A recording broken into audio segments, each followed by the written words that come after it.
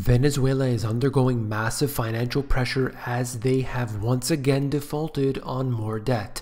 We know where this is headed, and unfortunately it's not looking good. The country is quickly spiraling downward into an abyss from which it will never recover. You came here for the truth, so let me unveil that for you. Today we're going to look at the situation in Venezuela. Let's begin. Venezuela has defaulted on another debt obligation according to S&P, intensifying investor fears about the country's ability to make more than $9 billion in bond payments due in 2018. Can I have a show of hands who thinks that Venezuela will actually be able to pay $9 billion in 2018? That's right, nothing but crickets out here. The ratings firm said Tuesday that Venezuela failed to make a $35 million coupon payment for its bonds due in 2018 with a 30-day grace period. And this happens every time. I've covered it here on the channel before. They're given this 30-day period and they don't make it. Why? Because they don't have the money. That 30-day grace period doesn't do anything. The government and the state-owned oil company are now behind on $1.28 billion in payments. What I think is very interesting about this is that they say they're behind on their payments, as if this money is just going to flow into their country and they're going to go and pay back all those people they owe. No, it's not going to happen. It's just a fact. There's no new investment coming in there that is substantial. There have been some deals that have been taking place, I've shown you here before, but it's minuscule to the amount that is simply bleeding out of this country right now. It's very sad because the people are so desperate right now. We know that. And unfortunately, there is no recourse. S&P classifies these missed payments as defaults. Of course, that's what they are. They're going bankrupt. And we are seeing it happen in slow motion. And they will, it says they will default on further debt, and I do agree with that. Let's look at the chart here. Venezuelan bond payments by month due. You can see right now, not much happening, but as the months go on, we're going to see more and more and more. And guess what? They can't pay off any of them. This is billions of dollars worth. Here in this month in particular, we're looking at about $1.7 billion. They can't pay that back. It's impossible. And the debt will mount and mount. I don't even know if they'll last that long. They're going to have to officially claim bankruptcy. They need to come out and say it. You can't just let this go on and continue on. The problem I have here is, unfortunately, that the people of Venezuela are going to be hurt badly by this, because they're going to have an institution such as maybe the IMF, which will come in and they'll say, look, we'll help you out. We're going to restructure all your debt. We'll take care of you. We're going to hold your hand. It's all good. Then they will take off all their precious assets. Oh, you remember that oil refinery? It's ours. You remember this? It's ours. And they're going to decide the economic fate of this country. It's no different than what they've done in all countries around the world at some point in the history. It's going to happen again.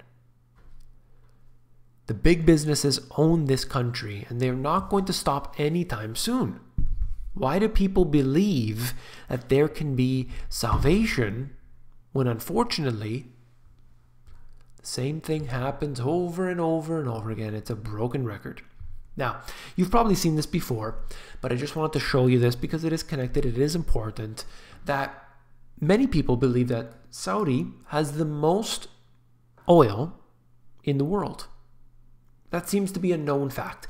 However, according to OPEC, directly from their own website, you can see that Venezuela has the most proven crude oil reserves. That is a fact. They have more than Saudi Arabia. However, it's not easy to take out of the ground. That's the difference. Okay? It's very expensive, very cumbersome to have this process that they have to do to get that oil out. Similar to the tar sands in Canada as well. Okay, it's a very expensive procedure. There are other procedures as well that go on in the world. I mean, look at how difficult it is in some places of the world to get oil. They have to use these new techniques, the shale, the fracking. That's something that, in my opinion, from what I've seen, seems to be very dangerous. Okay? They're doing that. They're going to the bottom of the ocean. Look at the Gulf of Mexico. They're doing it all over the world, where you have to go down miles beneath the sea, then go into the ocean down below and dig there. I mean, these are pretty extreme, if you ask me, to try and get oil out of the ground. Things are getting very difficult these days. So Venezuela is not the only one. And I don't know what's going on inside the country, but I'll tell you right now, the people there want to be able to use that oil and be able to benefit from it. I really don't see that happening at all. Sure, their electricity is cheap, but they have rolling blackouts consistently. Doesn't seem to be helping them at all. In fact, I just read that they're running out of gasoline. How can it be? A country so rich in oil, and they don't even have enough gasoline. Everything is rationed, everything is controlled, and everything is contrived. So we don't know what to believe exactly. Now, they're friends over in Cuba. Close proximity geographically. And look at this. Cuba takes over Venezuela's stake in refinery joint venture. Venezuela has pulled out of a partnership with Cuba in its oil refinery, and the Caribbean island has taken full ownership of the plant. Venezuela is grappling with a crippling economic crisis that already forced it to slash cheap oil shipments to Cuba, which has had a knock-on effect on the island's ailing economy. It goes on here. There's some more information about that. I just think that what's happening here is going to have a ripple effect with their other partners as well. Venezuela has to figure something out very quickly. If they continue the way they're going, it's not going to work. They are going to have major, major problems. And at some point, they have to call it quits. They have to admit it. And unfortunately, I don't see that as a good resolution either. But at least right now, the people are suffering. And that's what I see the most. I get emails, I get contacted by so many people in Venezuela, and they're telling me the situation. They're telling me how bad it is. In fact, if you are from Venezuela or you have family living in Venezuela today, please share the information either in the comment section or email me directly.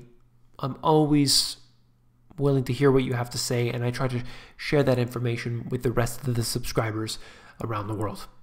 I think it is very important to share information, especially when you have your feet on the ground in these places.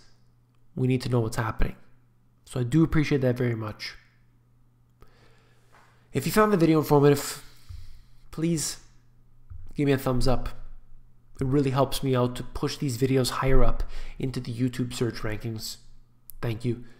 And last but not least, if you found this video informative, I know you will find my books, The Money GPS, and my newer release, Global Economic Collapse, even more informative. You can actually flip through these books. If you go over to Amazon, they have a look inside feature. It's going to allow you to flip through these books if you like. The first book is about the 4 asset classes and how to profit from them, whereas my newer book gets into familiar subjects, but also tax incentives, reducing your debt, and so much more under what I call the Money GPS strategy. So take a look at these at Amazon. Links are in the description below. Take care.